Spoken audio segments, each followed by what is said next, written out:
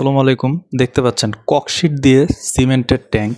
এই যে যেটা দেখতে পাচ্ছেন এটা হচ্ছে 4টা ককশিট জোড়া লাগিয়ে তারপর করা হয়েছে। ভিতরে টাইলস দেওয়া হয়েছে টুকরা টুকরা, আর চারপাশেও কিন্তু টাইলস দেওয়া। তারপরে আপনারা এখানে মশারি ইউজ করতে পারবেন, সুতি কাপড় ইউজ করতে পারবেন। আমি এগুলো সেকেন্ড হ্যান্ড কিনে আনা হয়েছিল ককশিটের কারখানা থেকে। আপনারা মাছের যে বাজার ওইখানেও খোঁজ নিলে হয়তো বা পাবেন। 2টা ককশিটকে কেটে আমি একটা করে ট্যাঙ্কি বানালাম। তো এখানে সুতি কাপড়ও ব্যবহার করতে পারেন, অথবা আপনার যে ফেলে দেওয়া মশারি সেটাও ব্যবহার করতে পারবেন। আপনি যদি ইচ্ছা করেন আপনি ভিতরের সাইডটাও সম্পূর্ণ প্লাস্টারের মতন করে দিলেন পাতলা করে। আবার আপনার বেশি যদি খরচ করতে মন চায় আপনি দেখা গেল যে বাইরের সাইডেও আপনি সেম সুতি কাপড় অথবা মশারি দিয়ে প্লাস্টারের মতন করে দিলেন।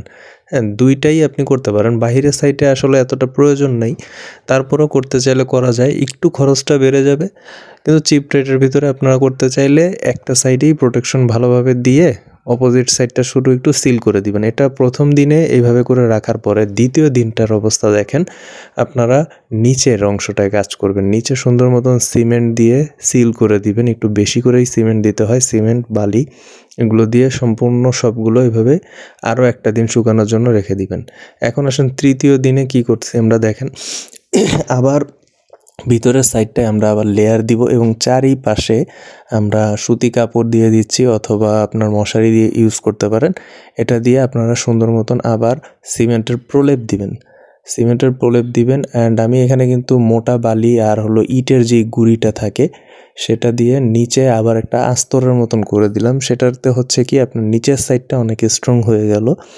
যতটা পারবেন আস্তে আস্তে সিমেন্ট গুলাবেন এবং বারবার করে সিমেন্টের একটা করে প্রলেপ দিলে আপনার এটার স্ট্রংনেস বাড়বে। হ্যাঁ, আর প্রতিদিন কিন্তু আপনাকে সময় দিতে হবে। একটা ধাপে কাজ করবেন আর একদিন করে রেখে দিবেন। হ্যাঁ, মিনিমাম 20 ঘন্টা করে। ডে 4 আমি আবারও সিমেন্টের কিন্তু একটা আস্তর দিচ্ছি, কারণ কি এটা পাতলা একটা লেয়ার দেওয়া হচ্ছে। ফিনিশিং অলরেডি এটাই বলা হয় 4তম দিনেই অলমোস্ট আর কি ফিনিশিংটা চলে আসে।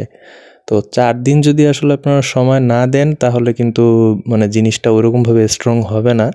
আপনি ককশিটের উপরে সিমেন্ট দিয়ে কাজ করতেছেন, দ্যাট মিনস আপনাকে অবশ্যই লেয়ার বাই লেয়ার যদি কাজ করতে পারেন তাহলেই এটা স্ট্রংনেস পাবে, না হলে স্ট্রংনেস পাবে না। এটা মাথায় রাখবেন।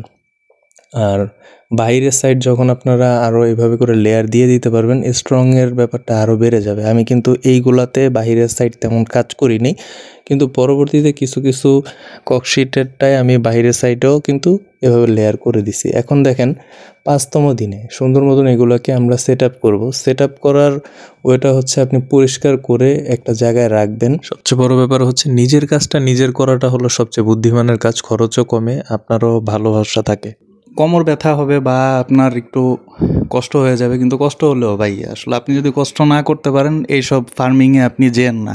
এখন এখানে কলা পাতা বা কলা গাছ ব্যবহার করতে হবে। পরে যে পানির পরিমাণ বাড়িয়ে দিবেন এবং পানিটা কিন্তু অবশ্যই পরিবর্তন করবেন। এখন 14তম দিনে মাছ ছাড়ার জন্য উপযোগী হয়ে যাবে। মাশাআল্লাহ, আপনি এখন মাছ ছাড়েন। যেহেতু এখানে বিভিন্ন রকমের সাইজের ট্যাঙ্ক, তো খরচ পড়েছে ধরেন 250 থেকে 350 টাকার মতো।